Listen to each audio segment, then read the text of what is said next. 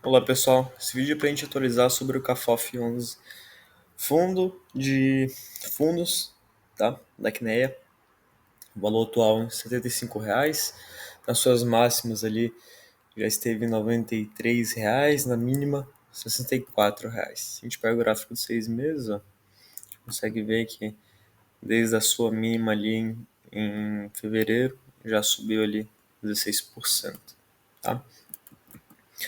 Fundo com PVP até pouco mais alto comparado com outros, né, como o BTHF, PVP de 0,92, mas o valor patrimonial da cota também caiu bastante. Por conta, né, que enquanto os fundos do portfólio caem em valor patrimonial, o valor patrimonial desse também vai cair. Tá? Último rendimento 75 centavos e o próximo rendimento também vai ser 75 centavos. Isso corresponde a uma ordem de 1% ao mês. É um resultado um pouco baixo, né, comparado com outros fundos que estão entregando 1,2, 1,3. Tá? Mas vamos ver no relatório. Então, indo aqui no relatório, em fevereiro a cota patrimonial do CAFOF teve alta de 4,86%, então ainda teve uma alta aí no valor da cota patrimonial. Foi acima do IFIX ainda, né? A cota patrimonial do CAFOF variou de 78 a 81,86 centavos. Cota de mercado do CAFOF teve alta de 6,28%, tudo bem, vários fundos reagiram, né, positivamente, superior à variação positiva da cota patrimonial, resultando em um desconto de 12,31% da cota mercado em relação ao valor patrimonial. Essa diferença entre valor de mercado e valor patrimonial já ocorreu historicamente e indica uma alta margem de segurança para investimento do fundo. A alta de fevereiro marca uma reversão da tendência de queda iniciada em setembro de 2024 e resulta a nossa avaliação de dois fatores: queda da taxa de juros futura, prefixada e real, e a captura do elevado nível de desconto dos ativos, conforme ilustra o gráfico. Constate-se no gráfico que o desconto do valor de mercado em relação ao valor patrimonial dos fundos de CRI e do tijolo está em um dos maiores níveis da série desde setembro de 2027. Ou seja, o fundo está dizendo como estava muito descontado, subiu por conta disso, e também por conta que a curva de juros futura caiu, né? Então aqui a gente consegue ver o gráfico, né? Ágio atual de crédito, negativo 13,32%. Ágio atual de tijolo, menos 24,55%. E os ágios históricos ali bem menores, né? Do crédito 0,5% e do tijolo menos 5%. Trazemos também uma análise sobre o número de cotistas, caiu um pouco, né? Aqui no gráfico 2 observamos que o número de cotistas médios do fundo está caindo. É uma saída aí de muitos fundos, né? Volume de vendas bem alto. Eles falam no gráfico de distribuição, gráfico de volatilidade, vamos direto nos gráficos, né? Então, os cotistas estavam subindo, uma crescente, nos últimos meses uma caída. Fluxo líquido de investidores, investidor não residente ali, então estrangeiro 12 milhões, né? Tem esse fluxo estrangeiro, volatilidade aí bem alta, aqui em junho e janeiro, tá? Julho de 2024, então janeiro tá pra cá, então ali dezembro, novembro, janeiro, alta volatilidade. Aqui a variação do IFIX e algumas outras classes, então o CAFOF aí, os FOVs subiram 1,94%, enquanto o IFIX subiu 3,34%. Então, quem subiu a mais ali foi fundos de CRI e fundos de multi-estratégia. Sobre a reforma tributária, no Congresso ainda não votou os vetos do presidente Lula, que deve acontecer após o recesso do carnaval. Então, dá um pouco desatualizado aqui o relatório.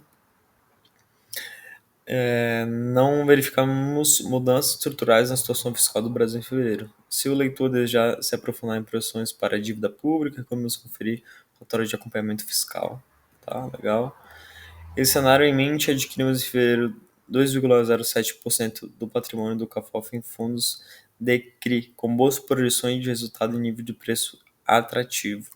Enquanto as projeções de inflação e juros permanecem elevadas, gráfico 6, vamos continuar com a estratégia de alocação. Então eles estão colocando em fundo de CRI, a gente teve a inflação de fevereiro, que vai gerar um baita resultado nos fundos de crédito aí.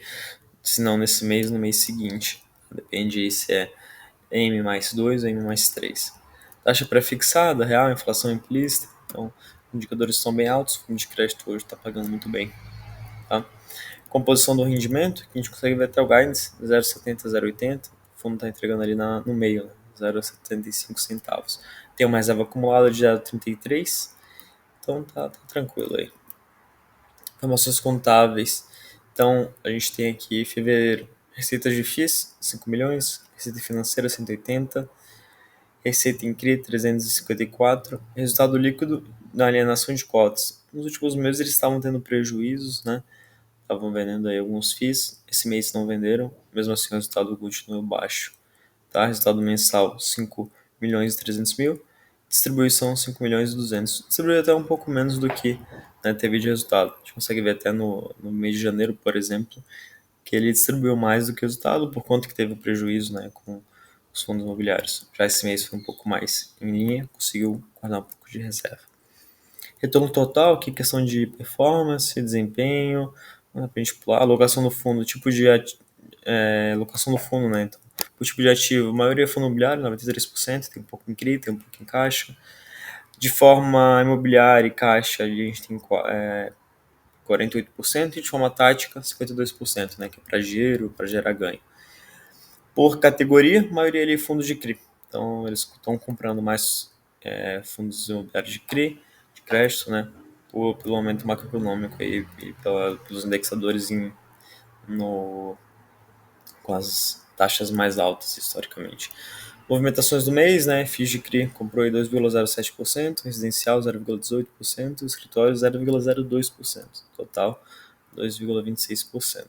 Composição do portfólio de FIIs, maioria é linha LVBI 11, então fundo tijolo, HSML 11, fundo tijolo, VGIR 11, fundo de crédito, BISC 11, fundo de tijolo. Então, maiores concentrações fundo de tijolo, tem o VGIR 11, fundo de papel. Inclusive vai falar bastante aí esses indexadores altos aí, VGIR. Análise de upside, que eles colocam upside de 47%, né? Devem comentar aqui do duplo desconto, de novo, né? Enfim, é isso. Indo aqui para o relatório, vamos atualizar. Que na verdade não tem muito o que fazer, né? Pelo PVP ali a gente já consegue analisar o desconto, né? Mas vamos colocar aqui como fundo de tijolo. Como fundo de tijolo, preço teto, né? A gente tem o spread, vou considerar 2,75, do aumento macroeconômico, ainda analisada de 75. Deixa eu ter um preço aqui que está um pouco fora, né? R$35. A gente está analisando aqui, né? Vamos selecionar.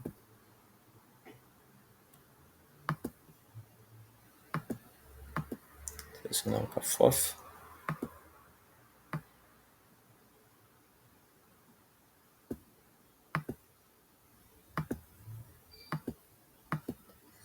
Teve resultado de 75 centavos. Nossa, tem alguma coisa errada. Resultado foi menor? Tive no DRE aqui. Não, tem que corrigir depois, está desatualizado. Mas o resultado não foi menor, né? A distribuição foi isso. Não teve ganho de capital negativo nesse mês. Não, eles não venderam nada tá referente ao mês passado aqui. Depois eu faço a correção. Mas indo aqui pro preço mesmo, a gente tem um valor de R$35 e a gente vê que está sendo negociado a. Cadê? Está sendo negociado a 75. Então, nesse sentido, teria um desconto, né? Claro, na minha recomendação de compra nem de venda, né? Mais o norte ali que eu dou aqui, fazendo meus cálculos, né? Projetando para o teto. Mas a gente consegue ver de forma mais realista aqui pelo PVP. A gente consegue ver um desconto de 8%, tá? Porque esse fundo também tem fundos imobiliários de crédito, tem fundo imobiliário de tijolo, então fazer o cálculo só pelo fundo, só como se fosse tijolo, vai sair um preço incorreto, né? Apesar de que tá próximo, tá dentro ali da mínima e da máxima, né? Mas pelo PVP a gente consegue ver que tem um desconto.